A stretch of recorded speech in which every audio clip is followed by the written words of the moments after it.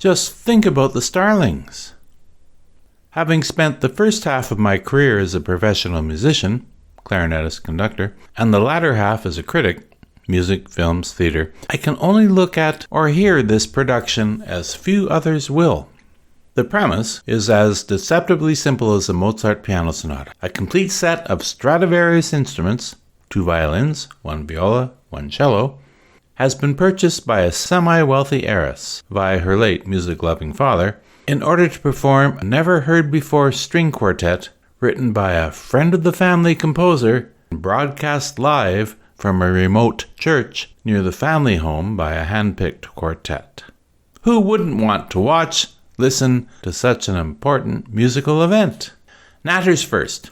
Leading the pack in the first chair is violinist George Massaro, gamely portrayed by Mathieu Spinozzi, whose technique readily captivates even as his electrical skills, attempting to bring an outdoor hot tub to warm life, becomes a curious plot point.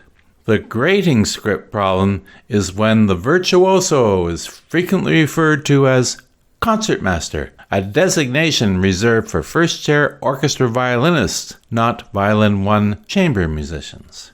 Violin 2, Peter Nicolescu, is blind, and most caringly acted by Daniel Garlitsky, but, as many blind artists well know, they are perfectly capable of learning the parts, words, notes, songs, par cœur. So then, why is there music on his stand? Or any stand at all? Emma Ravier is the self-loving violist, Apolline Desastres, adding much-needed vibrancy and joie de vivre to the troupe, yet being looked down upon by abandoning a string trio gig to take a seat with the Vienna Philharmonic. Really? Name anyone who wouldn't. Leaving it to cellist Liz Carvalho, sympathetically portrayed by Marie Viala, to anchor the sudden ensemble both musically and emotionally as various passions work their way into the score's premiere. Finally, taking an entire week to learn one piece, then perform it without a proper sound check, much less a full rehearsal in the acoustically challenged venue, doesn't jive with how music is made in the 21st century, even on centuries-old instruments worth a fortune. But on the plus side, director Grégory Magne's production, along with collaborating writer Alrune, will leave most viewers entertained and at times enthralled as concert day unstoppably approaches. Perhaps the most interesting character of the lot is composer, bird lover Charlie Beaumont.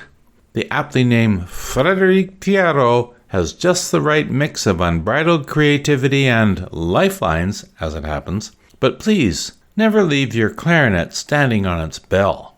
After quietly confessing, "I hate my piece," the thoughtful creator manages to unlock the hidden, even to him, art from 30 years ago and coerce his charges to find a way of playing what he really meant.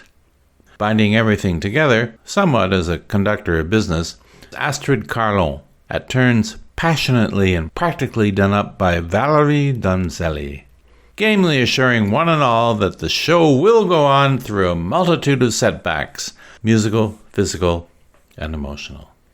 Yet most certainly Grégoire Etzel's romantically infused original score is the real star of the show.